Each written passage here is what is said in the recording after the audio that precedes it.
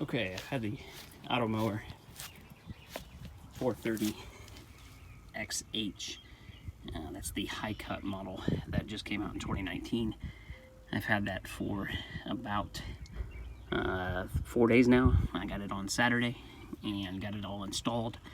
And she's been running for a couple days. A couple things to point out. The first is that I rented an easy trencher, but the ground was too wet for it to actually bury the cable, and I got frustrated and tired, and so I had a pretty rough and crude installation here. You could see that here. This is where I started with the easy trencher, and it worked out okay in this area where it was dry. However, by the time you got down here, you could see what was happening was it was clumping up in the machine and was not actually spitting the dirt back out. So I didn't make it very far with that system. I wouldn't recommend it if your ground is at all wet. So what I eventually did after a long Saturday and getting tired is I went out and crudely buried the line. And so you can see the line in there. This is kind of thick grass, but you can see I basically just laid it like a cable or a string across the ground.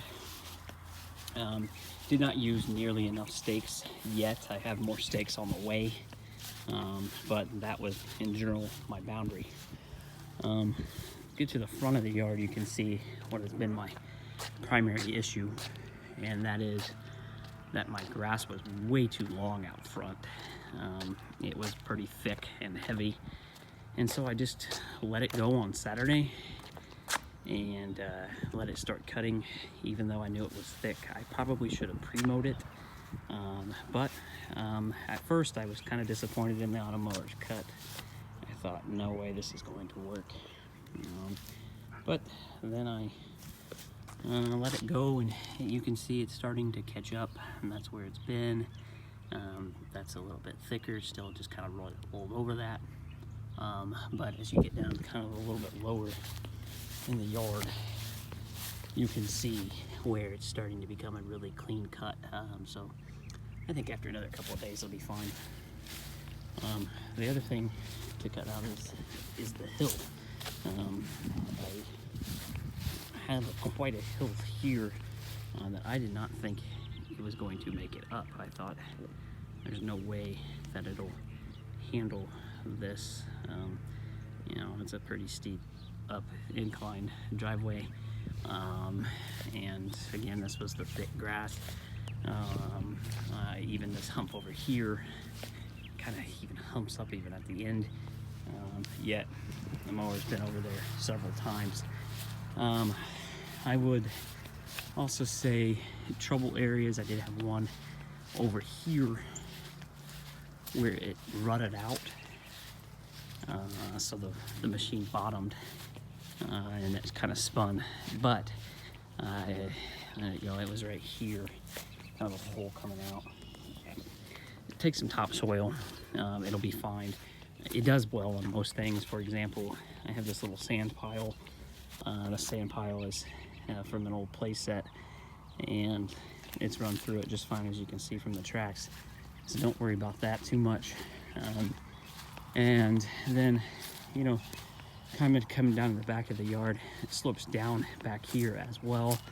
When I first got it, I didn't think there was any way it would handle this back hill, specifically because of the ruts and the up and down. The first time I watched it go over into this little bowl area, which I'll try to show you, it's kind of like a pop bunker from golf. I kind of thought, man, I don't know if it's gonna make it up and over the hump, and in fact you can see its tracks right there where it has no problem. The other problem area was that this area down here near the creek is very, very wet. It's saturated. In fact, it rained Saturday and Sunday, and I expected it to be even more wet and until I, bogged down the Automower, but it did not. It's handled it just fine. It's got through there and up and down the hills just fine. So far so good. You can see all the tracks up the hill there. I think that's because it's wet tires and muddy tires when it comes up out of that area, more than anything. And they don't stick around forever. This is probably its most recent pass or so. So looking good there. One problem area and something to be aware of. Took the guide wire off the house or off the base station in the back of the house here.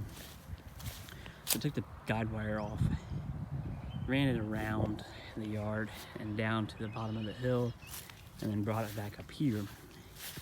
What you need to be careful of is when you lay the boundary wire and you're pulling it taut, that you give yourself enough room to make the connection, because you'll be cutting the wire and then you will be connecting the wire at 3 points, and if you don't have enough slack, it makes it difficult. I eventually got it fixed, but what was happening was where my guide wire, which is right through here, met up with my boundary wire, it was coming detached. So that happened 3 or 4 times, which would stop the machine, and it would happen when at nighttime or at work, and it did not mow from that point forward, so you lose some mowing time there until you can get it fixed. So be careful of that.